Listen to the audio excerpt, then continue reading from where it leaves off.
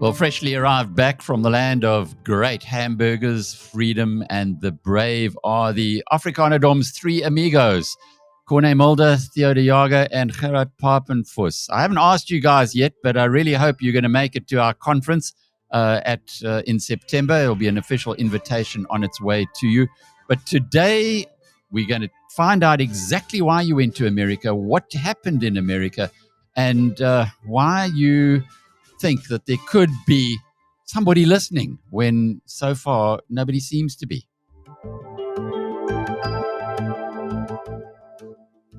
Gents, thanks very much for joining me today and for bringing the fresh news to the BizNews community. Corné, from your side, well, first of all, when did you guys actually arrive back? Good morning, Alec. No, it's afternoon. My apology. We arrived about 12:30, almost 1:45. We were out of passport control, and so it was earlier this morning, and it's good to be back.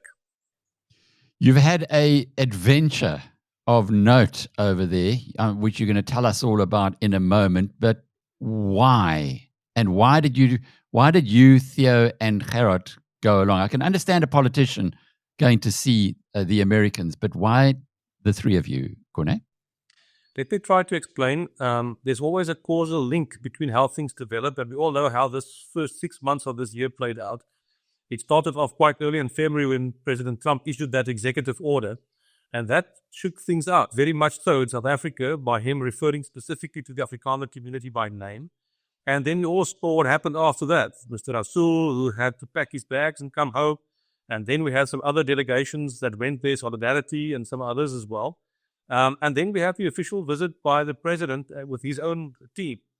We were then contacted from the United States by more than one group and more than one individual who said, but we believe that the Afrikaners' point of view should also be brought to the table, and we would like to ask Afrikaners themselves to come and do that. They invited the three of us. We didn't put our delegation together by ourselves. And I think it made sense because I'm looking from the political angle. Theo is doing the agricultural thing, and you know that plays a huge part, right from farm owners, right through expropriation, etc. And Gerhard from the business side, with regard to all the things that affect investments, that affect black economic empowerment and all that. So I think, with all due respect, looking back now, we were a very good team that could assist one another and played into different roles, and we were very well received. Did you know each other before? Yes, I think so. Well, we know each other much better now, I can assure you, after spending the time together. But we knew each other, moving into different circles, sometimes bumping into each other. But after having spent the last 10 days in each other's company, it was a very good exercise, and I think this friendship will go forward coming in time. Theo, I have no doubt that you watched very carefully what went on in the Oval Office. Were you, what emotions did you have when you saw that the Kill the Boer chant was now being broadcast by Donald Trump to the world? Well, of course, we welcome it. My constituency is the farmers, and when they sing Kill the Boer, they refer to us. Hence, for us, there is no grey area on it. And we have been communicating with embassies for quite a while, for a number of years. We've also been involved in the court case up to the point where the Constitutional Court judges thought it good to close the doors of justice on us, and we are part of the group of organizations who are now planning to take this thing further for international adjudication. So when it was shown in the White House, we welcomed it because we have now depleted all our local remedies, and it was a big thing for me personally when we sat there in the White House last week, and these high-level officials, the Director of State Security was there, the Director of Homeland Security was there, Senior Policy Officer in the Office of the Vice President was there. When they said, "We have heard you now, but now you must hear us. We have a few criteria by which we will measure the possibility of normalization of the relationship between South Africa and the United States. And the first one which came out was they want farm murders, farm attacks to be declared a priority crime on the same level as the poaching of rhinoceros. And they want special investigation units such as the Hawks to investigate it. But also, they want the ANC to publicly denounce this kill the farmer, kill the boer. They said those are the first two conditions for the normalization of relations. Well, and it's music to the ears of any farmer, no matter how big or small, how rich or poor, black or white, new or well-established. And Gerhard, from your perspective, the business side, we do know that BEE has hurt and affected businesses in South Africa. Did you get heard as well? Absolutely, Alec. I expressed myself abundantly on the issue of the race laws. You know, there are 145 race laws currently in place. Some of them are not that, visible and doesn't get that much attention, but there are 145 laws that in some way or the other exclude whites to participate in the mainstream economy. I highlighted that. I dealt with the Employment Equity Act, where government, and I did it in each and every occasion, where government interferes with the right of a businessman to appoint people in the manner in which he like, based on merit. I explained what it means, how it is enforced, and I tell you, they couldn't believe their eyes or their ears. I mean, the fact that a government will go into such detail in telling a business how and what classes of people they must employ in terms of color and then also in gender, and then at the end to exclude from this thing a particular type of person, that is the white male, from this whole scheme, that is economic prosecution. I explained that. I also dealt with black economic empowerment that is destroying this economy and will to totally destroy the economy in time, because what they want to do, they want to take, and this is a blunt way of saying it, they want to take whites out of the economy. And this is what it all means. And they want to include other people, not on the basis of merit or on choice, but on the basis of color. Now, that cannot happen. And we will see that in terms of investment in South Africa, America is now set in one of their conditions is American companies need to be excluded from BEE. But although people are saying, but that only them. Well, that is a huge message. The Europeans and everybody else will jump on the bandwagon. They will say the thing, and we will say, well, if it's not good for them, then it's not good for us. It only illustrates that BE cannot happen, and it will not happen. There will be the resistance to BE will increase.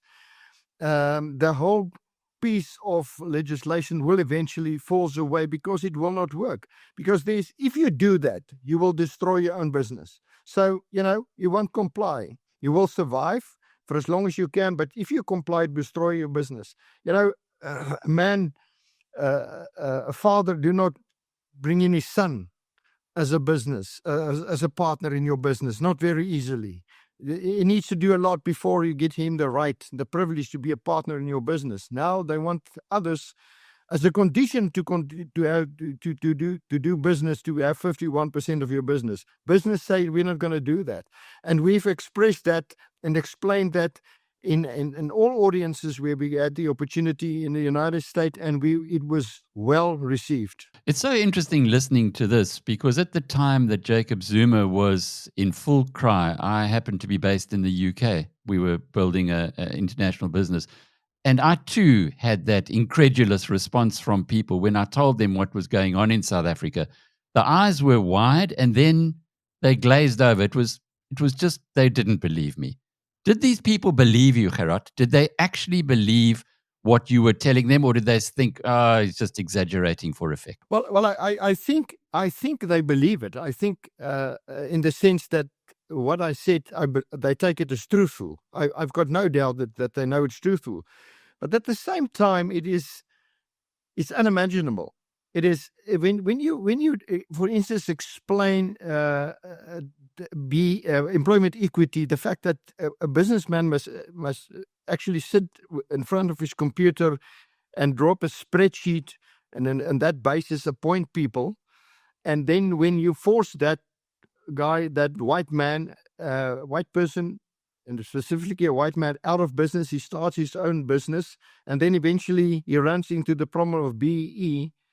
I think it's beyond their imagination. They say, but it's impossible, and I've experienced it here when you sit with foreign envoys, ambassadors, and they listen to it, and after that they say, I hear you, but I don't understand. It is so stupid that people say it is not possible that the government can go that far to destroy their own country. Corné, you deal with the people who make these laws and have made these laws.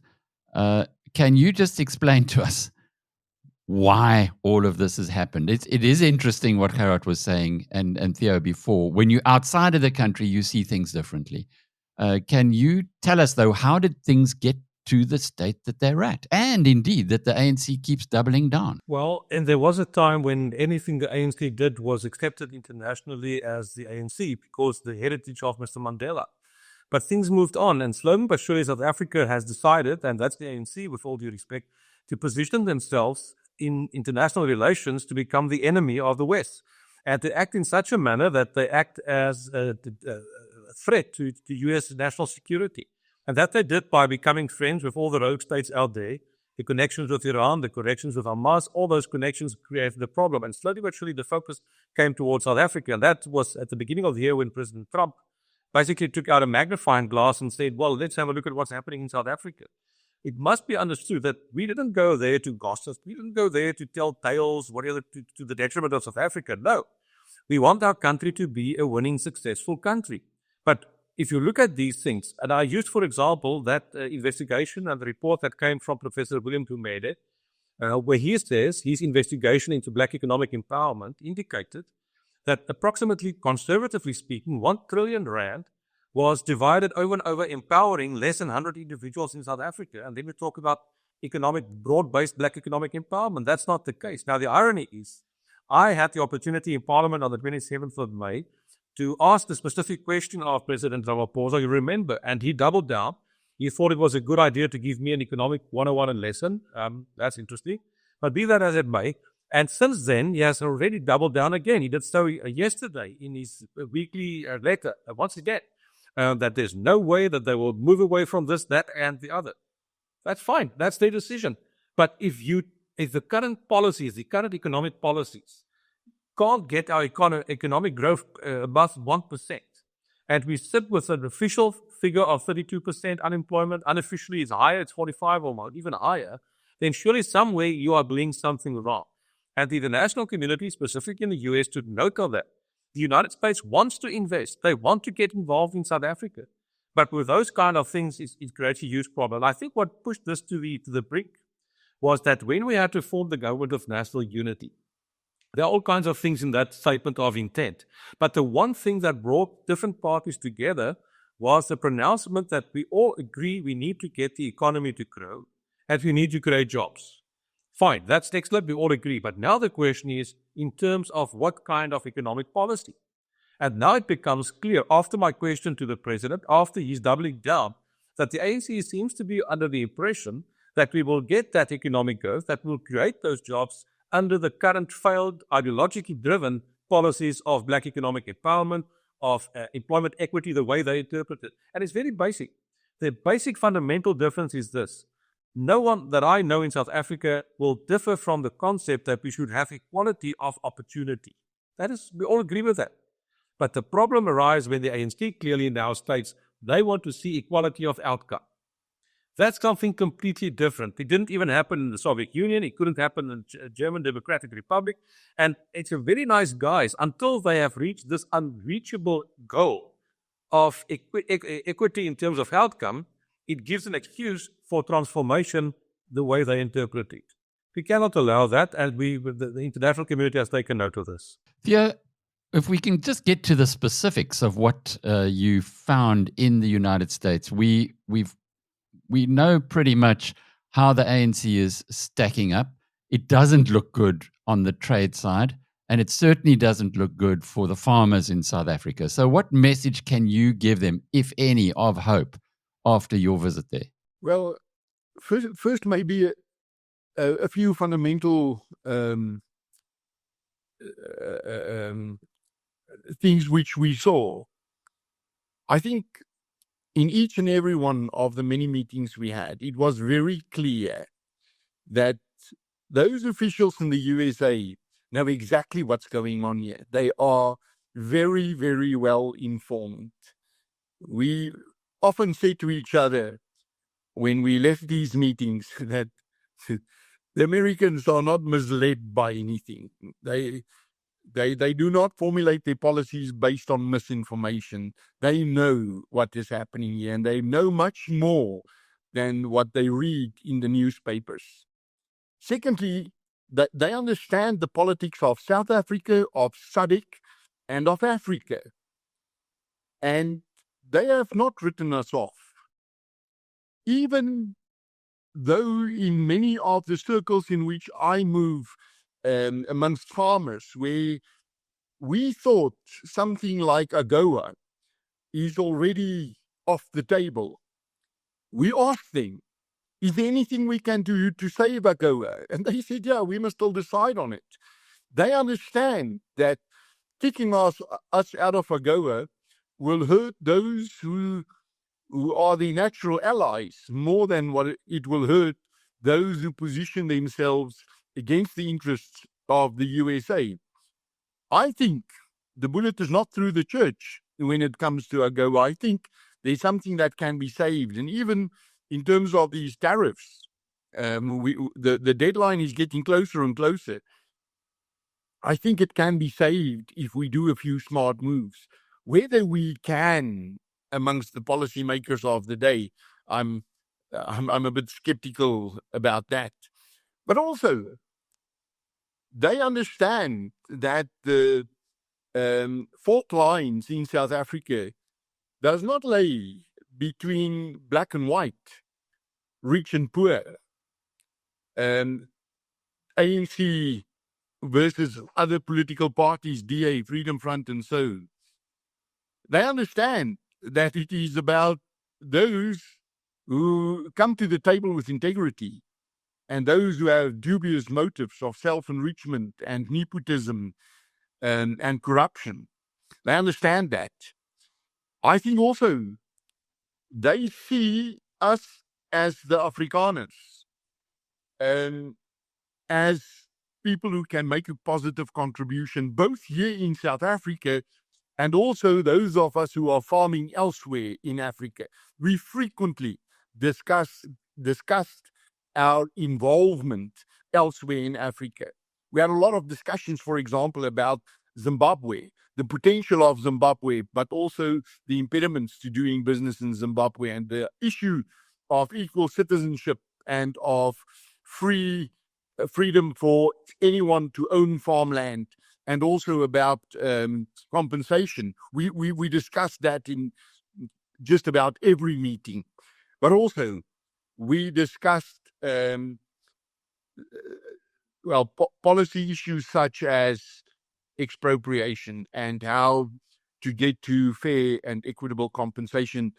It is in one of these discussions that they came out with one of the four criteria for improved relations. They said there's no way we can allow for compensation which is not market related. There's no way we can allow individual citizens to pick up the bill for a national imperative such as land reform. And there's no way we can allow an official, an deployee of a political party to determine what the compensation would be. It should be established through due process, through the courts. And only after a court has decided, we should have a forced transaction. So the message we brought home was that they look at us in a very principled way. And either we meet these demands or we will pay the price.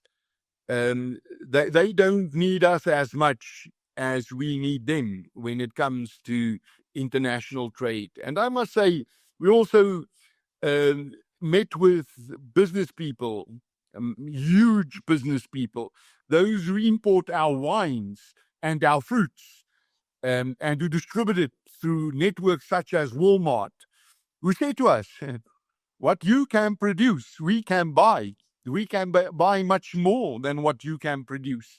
And we are keen to do it.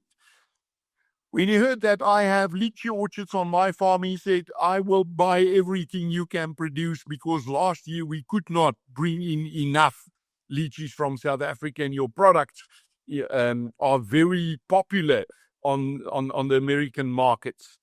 The opportunities are limitless.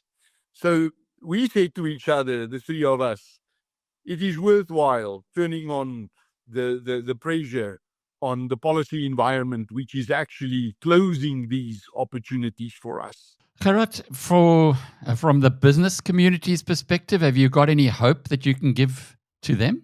Well, there is a huge market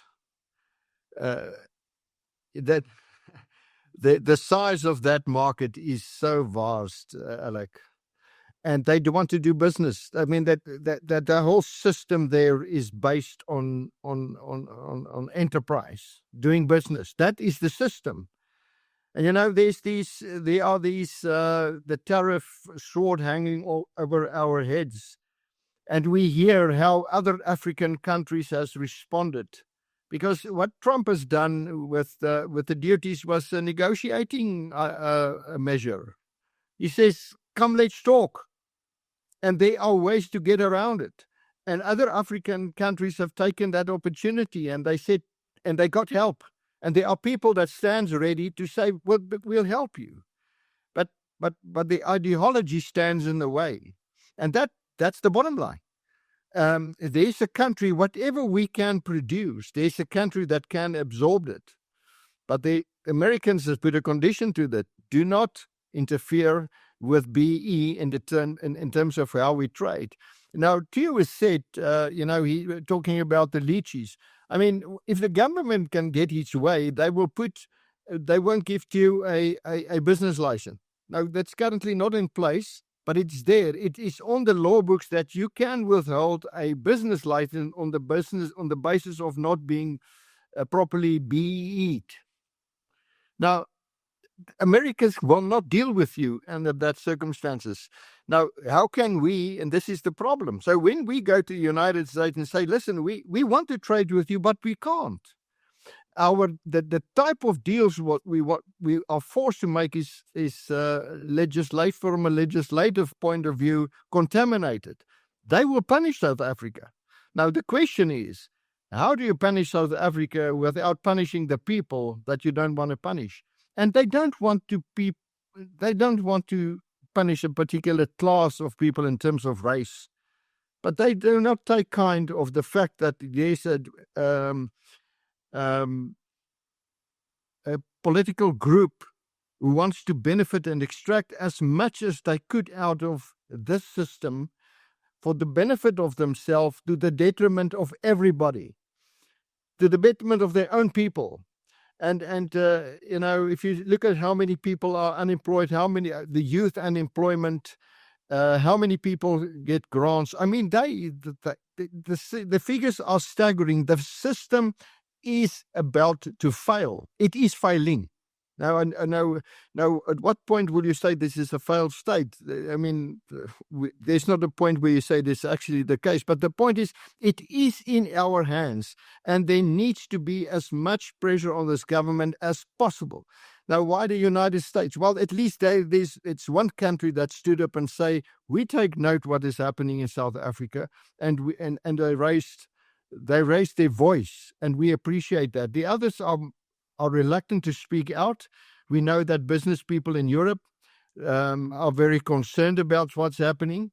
This morning we heard about Mercedes-Benz that apparently shows signs of they want to leave. I mean, I've heard that for quite a while. They can't survive in this environment. And how can a government, when they see that, and I mean, Mercedes-Benz leave the Eastern Cape, can you imagine? And then the rest will follow. And this is just the tip of the iceberg. The world doesn't want to do business with this country. It is a hostile business environment. Why will you take your money and come invest here if there's a government that is hostile to business and outspoken hostile to business? So, this is it. If the government wants to go down this route, it's difficult. There's difficult times ahead. But here's the government of the United States has said, this is our conditions. And what do we expect? I don't expect anything because they are ideologically so entrenched in what they do that they cannot escape that. And, then the population will have to vote them out. That's the only way. But in the meantime, we'll have to raise our voices as hard as we could. Yeah. And I add something to that, Alec? Yep. Please. Corné already said that we did not go there to complain about anything. We went there with a value proposition. And that value proposition was that us as farmers, as South African farmers, very specifically Afrikaner farmers, we do not claim that we understand Africa. We said to them, we know we do not understand Africa well, but we understand her much better than the Chinese or the Americans or the Brazilians or the Dutch or any of the other more aggressive investors in African agriculture. Today, we already have close to 5,000 South African and Zimbabwean farmers who are farming in 44 countries in Africa. And these farmers are not only investing in deep rural areas, they earn dollars there. And they create jobs where it is needed most. We say to them, the big war of our generation is the war on poverty and hunger on this continent. And there's only one way to win that war. That is by creating wealth. And no other sector of the economy of our region can create more wealth in a shorter space of time and on a broader basis than agriculture can. And we have shown that we understand how to do it because we've been doing it for 370 years. We spoke of the impediments. We said we struggle to get access to financing because if you do not own your farmland, if you do not have a title deed for it, you do not have collateral to offer a bank to access production financing. We say to them, the most important impediment is actually a poor policy environment. Because capital is as shy as the deer. You scare it and it runs. And we fear that the policy environment in South Africa is now scaring off the big investors. Why would you invest in a country where they can expropriate you at less than market-related value, even up to no compensation? And why would you invest if you need to give away 30% or 51% of your business once you become successful? It's passionate. It's emotional. I can see, and thank you for sharing that with us, Theo and Gerhard, the force of what you told the Americans. But Corné, here's the bottom line. where you operate, you have got a hard-headed opponent who says, we don't actually care what you guys, we know you might think that it's logical, but we don't care. We're doubling down on the system that we've got, and we're just going to continue with this. So it's once again, you've reaffirmed much of the issues that we're trying to deal with in South Africa, not just here locally, but now in the international community. And as Theo said earlier, these guys are well informed. But what next? What happens next? And indeed, what happens to the constituency that you guys represent, these Afrikanerdom's three amigos? What are Afrikaners to take from all of this? I think we are bringing back a message of hope, a very strong message of hope. We didn't come back with the bad news. We came back with a message that says the biggest economy in the world, the strongest military power in the world, the leadership in that country, the business community has taken note of what's going on in South Africa. And I think that's positive, it's constructive. The point that we made throughout was, we don't want to get solutions in isolation only for the Afrikaner people. We want South Africa to succeed. We want the country to go forward. I made very strongly the point that the biggest sufferers under this terrible policy at the moment are black people. Black young people are suffering, being unemployed, etc. And as you correctly pointed out, we do have a government that is completely ideologically driven by the ANC, the larger party at the moment. And they believe that those things are just a fait accompli and they're going to continue with that. Well, then we have to appeal to the individual citizens of South Africa directly. If the government is not prepared to take the necessary steps in the best interest of the society and the electorate out there, these things need to be communicated to ordinary citizens, black, white, colored, Indian, doesn't matter, and get across to them what South Africa can and should be like in a country where we can prosper, where we can create economic growth, where we can create jobs, where we will have stability, etc., etc. The problem at the moment is that the ANC seems to be focused on aid and not on trade. And when we went there, we said we want to put on the table a proposed deal, a deal that South Africa should have put on the table. And that is, first of all, that we should have proposals in terms of how successful trade, what is in the United States, for them as our second largest partner to continue with this relationship if we make it impossible for them to enter our market and to be part of that process. And as Theo correctly pointed out, the opportunities are endless. The market is there. They want to take what we can produce in South Africa. It can be absolutely to the benefit of everybody in South Africa to create those kind of jobs. But it seems that there's an ideological hiccup, and we have to put pressure on that. And if need be, and we will do that, we will go directly to the individual public out there and say, this can be different. There can be jobs. There can be opportunities for all of us. But then we need to do what is necessary. And it seems at the moment that there's this belief that there's no real problem. We just ride out the storm and we will come to some kind of a trade deal with the United States and they will then accept that and we can continue as is. No, it's not. And those four preconditions that we were asked to bring back to South Africa and to convey to the government are very serious. If the White House and the Trump administration says directly to you, without these conditions being met, there cannot be normal reset of relations between these two countries. And then the ANC can obviously say, well, we are not interested, we were not going to listen to this, but it will have consequences. And the people that will suffer will be the electorate. And there will come a time when the electorate says, no, not good enough.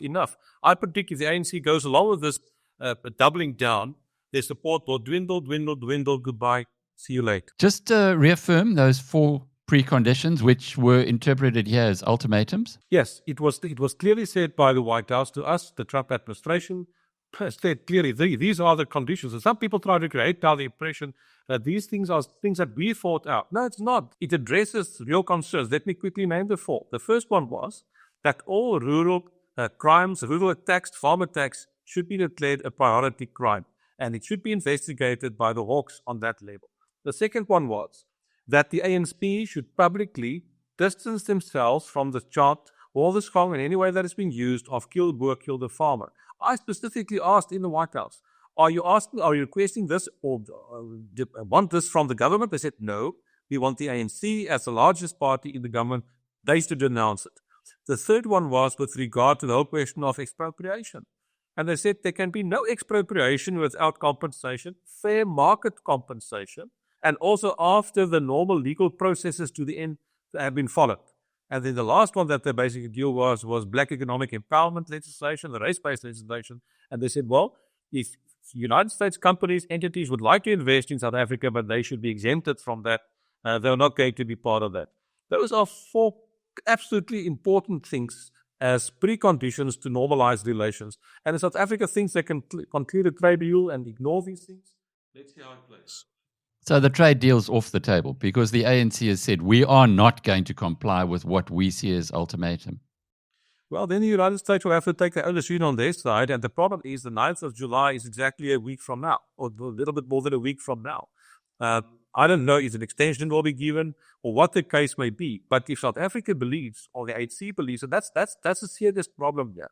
And it also places the government of national unity in serious jeopardy. It's one thing to say for parties, we all agree that there should be economic growth and job creation. But the two most vital things in the country, the economic policy and to international relations, both of them now are being claimed by the ANC as their exclusive domain. Well, we must ask the question, where are we going if that is the case?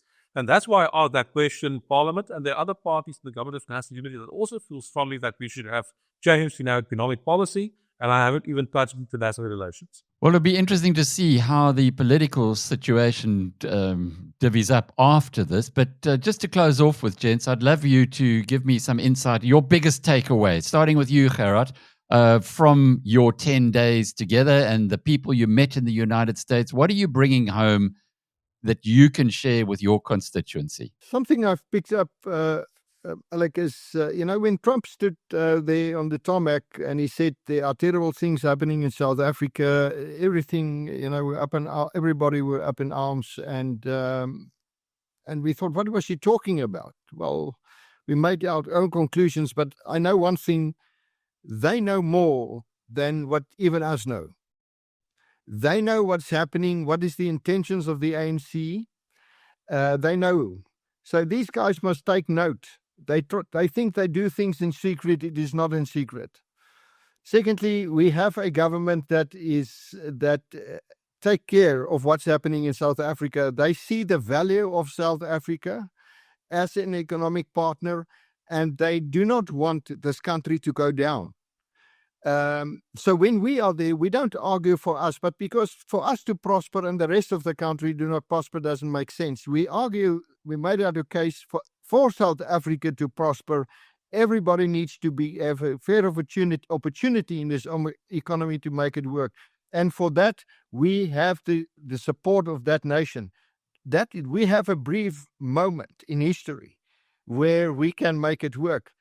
Thirdly, we can make this thing work. And even if the ANC turns today and say, guys, give us help, what can we do? There will be help. There's 9 days before the tariff deadline expires. If they in this time say, give us help, give us advice, there are people that stand ready and say, we can help you through this thing. The point is just this. Can they depart from their ideological gestremdheid? What is it? What is the English for that? Obsession. Focus. Mm. Focus. If they can depart from that, but that binds them, that stands in the way. They are prepared to sacrifice this country for that. But there's help. Things can turn around. And this country can, if we have sound policies in place, we can take this place, we can turn this place around. South Africans can turn these things around. We can make it work. There is hope.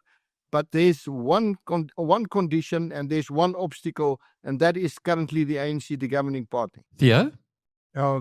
Three takeaways from my side. The first, apart from that, they are really well informed. We were very impressed with the competence of the officials with whom we had meetings. They know exactly what is happening here, and they are not against South Africa. They are not against the people of South Africa. They are against certain policies, and they have dug in their heels. They will not budge. We need to change those policies to have a normalized relationship with them and to utilize the opportunities again. Secondly, the USA is immune to the accusations which is being thrown against us, which we are so used to. If you criticize corruption and nepotism and poor policies, then you are anti-transformation. They don't care about that. What they care about is us sticking to the rules. And those rules are mostly the contents of Universal Declaration of Human Rights. Stick to the rules. You don't stick to the rules, we will not do business with you. And thirdly, in terms of the markets, the opportunities are endless. We can, and they are keen to import from us. They say they can import everything which we are ready to export to them. And I think we must start to work towards that, whether the ANC is on board with it or not. We must position ourselves as a major trading partner to them. And I think this kind of direct discussions with them, not going through the ANC, is the way to do it. They told us, we sat there in the White House and they said to us, it seems to us that this message is not getting across, not through the embassy you have in Washington and not through the government and the delegation who was in the Oval Office. The message is very simple. We have conditions, and these are the 4 conditions. And would you mind to communicate that through your channels? And then that evening, after we wrote the report on it, we send it back to them, to each one of those departments, and says, this is what we will communicate on your request. Are you comfortable with the way we articulate it? And they even brought about a few changes. There's some language changes here, a word there, something to add here. So we cleared it out with them before we sent it out to the world. Fabulous. Corné, last word from your side, because you are the guy who's going to have to go back into that arena where you are taught economic lessons by the economically ignorant. Lecture 2 on Economics 101 will be on the 16th of July, when the president's vote will be debated in Parliament, and I will take it further there. However, in the meantime, I come back very optimistic with a lot of hope. The message we took was very, very well received. We were so cordially received. Doors were opened that nobody thought was possible, be that in the Senate, be that in the House of Representatives, be that at the State Department, or the White House, all the different institutions, think tanks that we saw, all the agricultural bodies that we saw. We were very, very, very cordially accommodated and listened to. And as Theo correctly points out, the people want to trade. They want to make a deal with South Africa. I believe what we need to do is we can make South Africa the great country that it can be. And that also includes the rights of the Afrikaner community and other minorities. And that is what we want there to explain. And I think it's just a question of time when this will come to reality, when this will be implemented. And if need be, we need to get this message to ordinary South African citizens, Afrikaner, English, black, white, it doesn't matter. People who want a positive life, who want to go forward in life, that's the message that we bring back. We will go back to Washington and we'll take it further again. I am optimistic. You say you'll go back to Washington? Well, they made it very clear that they would like to see us and other people there as soon as possible again to take these things further, because we've got to build a relationship. We've got to rebuild trust between South Africa and the United States. Trust is at the lowest level possible at the moment. That's why we stepped in as Afrikaners, as leaders in our own community. And maybe other communities we will take a lot come future times, you will see. What we haven't spoken about, and it's a whole subject on its own, is that if you've got such a big country and such diverse opinions, isn't it time to seriously look at parts of the country that want to be aligned with America? And here, it's no prizes for guessing, the Western Cape, and others, perhaps like Limpopo and Mpumalanga, that don't want to be related with the United States can go their own way. Is that not something that increasingly should come onto the agenda? Part of that was on the agenda, and part of that was brought to our attention, and we did discuss all of these things. The first prize is that we need to get a successful situation for all of South Africa, for all its citizens, from the north to the south, from the east to the west. Hopefully, we can bring that kind of sanity in the benefit of everybody in South Africa. But if the ANC insists and they want to close businesses down and drive people off their land, then obviously other options and things will become as bigger and bigger reality as we go forward. But we are not just going to simply relinquish what we've achieved in South Africa. We first want to get everybody to accept and understand what a wonderful, successful country we can be. And I believe we will get there. But Corné, a clip in the boss, but what if the various political parties outside the ANC got together, created a deal? Perhaps MK wants KZN to go it alone and to be friends with China. Perhaps the EFF wants Limpopo to maybe merge with Zim. Who knows? Is that not an option? Because the stumbling block here is only 40% of the vote, not over 50 as it was. Is that option off the table? No, it's not off the table, but it's not on the table as the only option at the moment. A number of things are on the table. What I think is we need a dialogue in South Africa, a national dialogue where these things can be discussed. And where one party can't just come to the table and say, no, we insist you can discuss all these things. But economic policy, one answer and one answer only. International relations, only this answer and then nothing else. I don't think that's a real dialogue. Afrikaners have a track record of successfully interacting with other communities. We will continue to do so.